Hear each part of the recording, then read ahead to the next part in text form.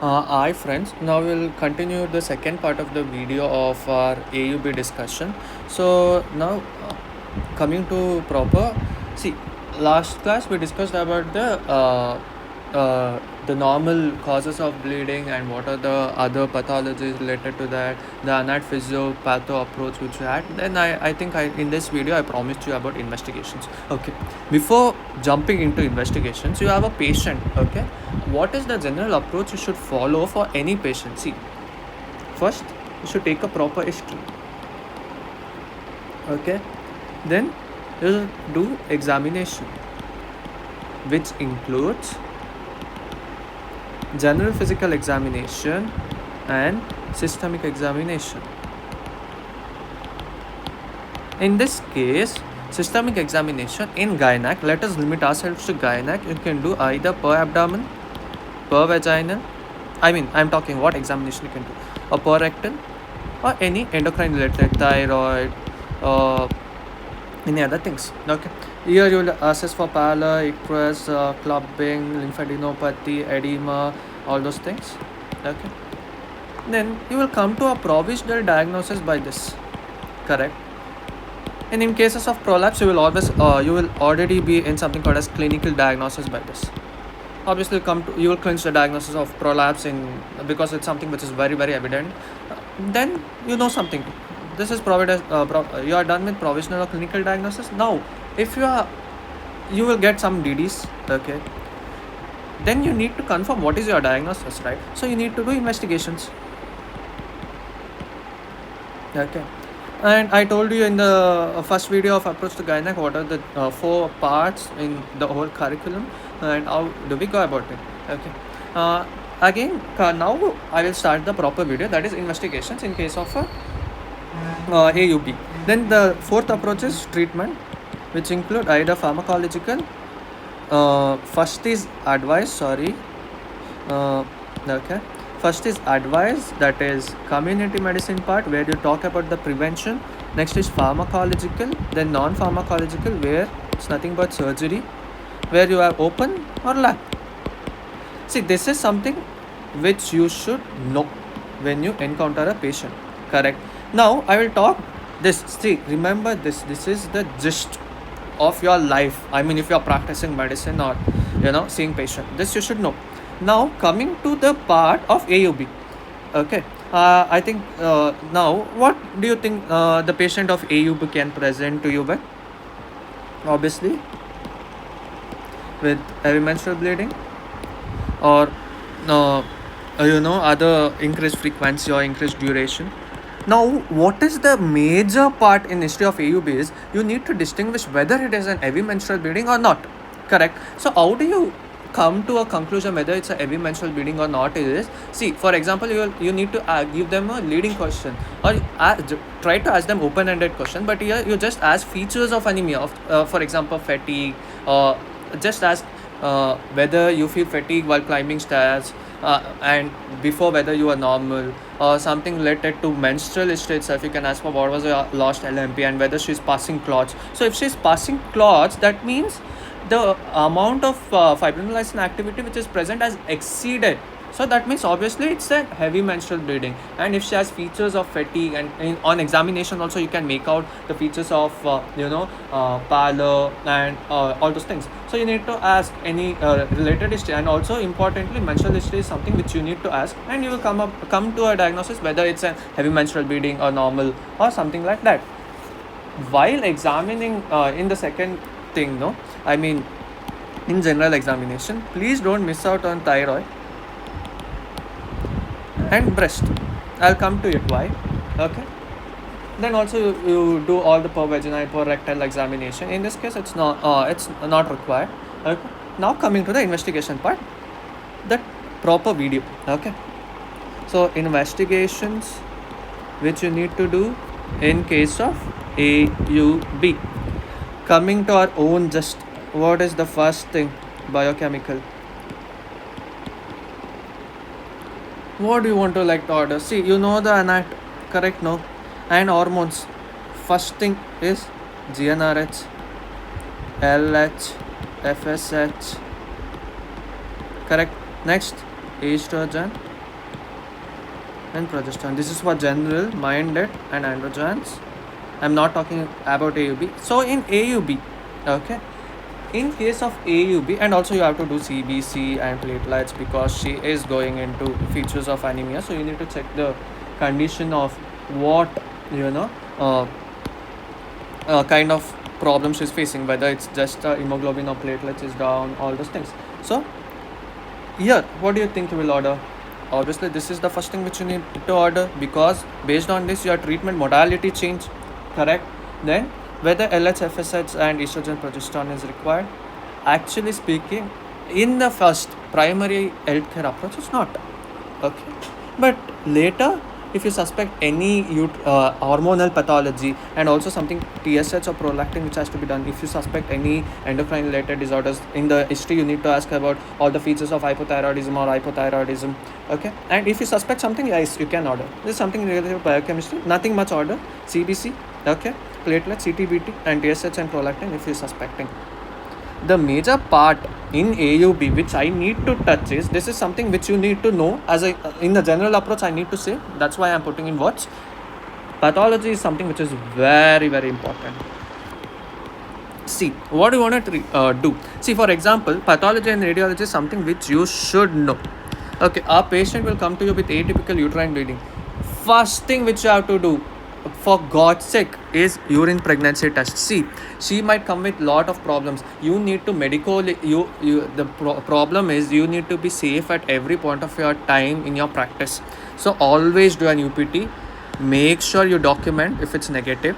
Okay, I know I am not talking about amenorrhea. I know I am talking about AUB itself, but it's always safe to document it. You do a UPT. Then based on the age, you can do either a transvaginal scan or transabdominal scan.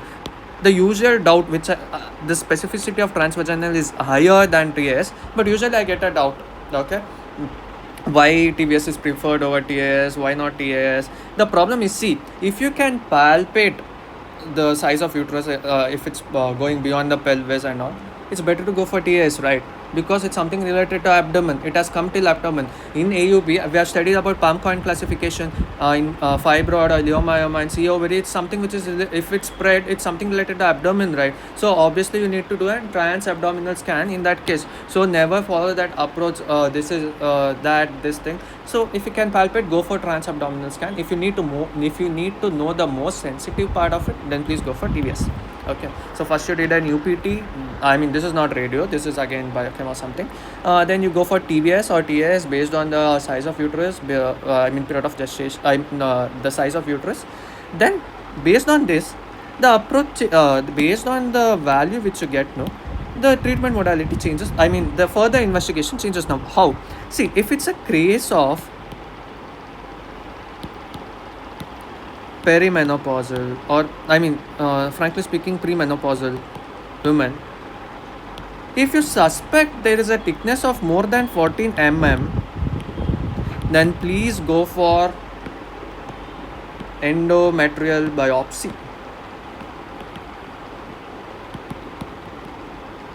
Got it? Why? Because it's something which is pathological. And in the postmenopausal woman, if it's more than 4 then again you need to go for biopsy. Now a question arises, why 4? See, according to history, in 2004 there was a study done where basically it's about community medicine itself. They checked the ratio, number of cases where cancer or endometrial changes of intraepithelial neoplasia was common. So they came to the cutoff that if we are picking up in more than 4, no, there are high chances you pick it up. So they made a cutoff of 4, and here it's 14 or 12. Please let me know in comments. I think it's 12. Please let me know. Okay. So this is okay. Now you did an endometrial biopsy. Now based on this, you can comment. So you got an endometrial biopsy, then you suspect, then you give a histopathological report or a cytological report. Based on this, they will say whether you have hyperplasia, okay, or in this hyperplasia whether you have atypia or no atypia. So what does atypia means? Atypia, that means no typical features of a cell. Okay, that might be large nucleus or a small nucleus. Okay, so if there is features of atypia, then it's pathology index. What did I say? Hyperplasia, then metaplasia, then dysplasia, then intraepithelial neoplasia, then cancer. Then there is high chances that they will go to cancer. Okay. If there is no atypia, regular follow-up has to be done. Okay. If you have, a doubt, you can directly go with hysteroscopy if you suspect much more pathology in it. Hysteroscopy is nothing but what? Hystero, that means uterus. Scopy, that means seeing. So you are seeing the uterus. Okay. Then you can take the biopsies or wherever you want. See, wherever biopsy pieces you require, you can take and you can go for histopathological examination. So biochemical, you have done the CBC, TSH part, UPT part of it, and related investigation. Then coming to the radio part, we talked about scans and all the stuff. And in adenomyosis, no, see, there is involvement of myometrium. What is myometrium? It's a, yeah, semi. It's a, correct. It's a muscular tissue, right? So you need to do an MRI to confirm that. That is one part of radiological investigation which you need to do in adenomyosis. The same thing, okay. Now in ultrasound you can pick up, yes, same, the palm coin classification. Polyp for adenomyosis, you will do an MRI. Then leiomyoma and CA ovary based on what else is required. So if you want to stage the cancer, you do something called as PET CT, correct? So you can order that if it's a case of CAs. Cancers for leiomyoma, to note the extent, you can order MRI. Then all these coagulative factors in biochemistry, you can add all those 1 milligram factor checking, all those things you can assess. This is very rare, so I'm not touching about that, but for an approach I'm saying it throughout. Got it? So that is one more thing. Then what else you might have? Anovulatory cycle, so you can check serum progesterone level, serum estrogen level in those cases. Then other non-structural causes, whatever necessary investigations has to be done. So what is the conclusion based on this? So this is the investigation part which I talked, right? There is so much. So what do you think? You can order everything for a patient? No. See, as a doctor, your aim should be more of a clinical than an investigation. Investigation should always support, correct? And it's part of a documentation, correct? So the investigation for a specific disease is specific, and for a specific person it is tailor made. So what do you mean by that? For example, a patient will come to you with dysmenorrhea and atypical uterine bleeding, more than 40 years. Okay, you suspect fibroid. A second case is the most first thing which comes is adenomyosis. So what do you think do you think you need to do all this DNR, HLH, FSH? No. There you can directly go to that, because something. See, that is the importance of knowing clinical part of any disease. Okay, so that is one more thing. So every investigation is tailor made to a particular disease and is more tailor made to a particular person. Remember this for life. Okay, the investigation part of AUB is kind of done. Do you have any doubts? I hope no. So the investigation algorithm, correct? No. So now coming to treatment part of it.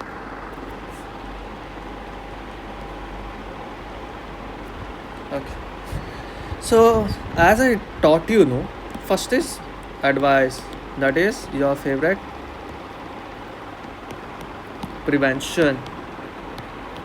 Primordial, primary, secondary, tertiary. So where you are intervening now, the medical part. Is it primary or secondary?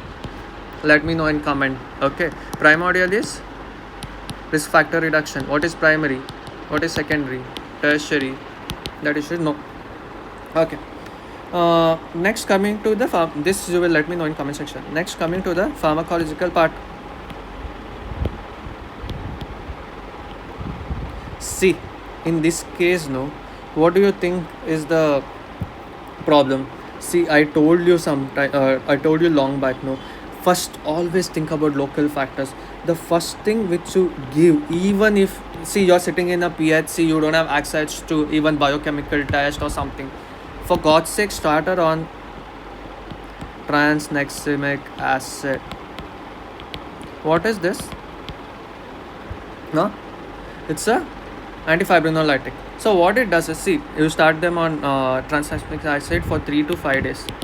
Now what is the point is, see, if there is any local pathology, no, it prevents the it prevents the breakdown of clot, so there is no bleeding. Almost 50 to 60% of patient will recover with this. But if there is a problem with atypical uterine bleeding, then why do you think you need to go for other investigation? See, the approach differs from where you sit. If you are in a PHC, follow this. Or if you are even in a private setting, or even if you are in a tertiary care hospital, if patient is compliant and if she is ready to come, first you can start her on this tranexamic acid. If she is not ready to start, or if she is not willing to go with any investigation, start her on tranexamic acid for 3 to 5 days. Next, what do you think? Progesterone. Yes. Now comes why progesterone. See, it's nothing but physiology. See, this is endometrium. This grows in the effect of estrogen. This progesterone comes and further stabilizes it. See, that is the funda. What is the funda is that, see, this progesterone which is present, no, this might help in stabilizing the uterus. See, first in tranexamic acid we try to prevent clots, local. Here second, uterine cause is something which we are thinking now, right? So to stabilize the endometrium, you can give progesterone. And also progesterone, how you can give? You can either give what? Tablets. Okay. Or if she's a reproductive age female, completed her family, desires, contraception, what do you think you can give? Give an IUCD, no? You're hitting 2 birds in a stone. So it's again, even the treatment is tailor-made approach for a specific patient. Understood? So you can either start her on tablet of progesterone or IUCD based on the patient and the a patient which you get. That is the second thing which you can do. See, even this is first line. This is the first A part you can take, and 1B. Either you can start on tranexamic acid or progesterone based on the clinical suspicion of what you have. Got it? So now, what do you think is the second line drugs? Nothing. There is nothing to think. After uterus, what did I say? Instead, in the approach to gynecology part, it's something to do with endocrine. If it's safe, serum TSH, serum prolactin is normal. Where do you suspect the pathology now? Yeah, say me. It's something related to brain. Now, yeah. Now,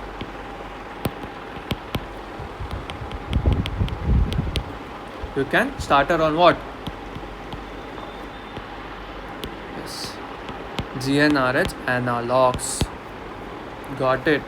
And please, for God's sake, I've seen people saying, how do you think we can give GnRH analogs? People just say oral. Please, for God's sake, please don't say that. It's a subcutaneous injection. Okay. You can start her on GnRH analogs.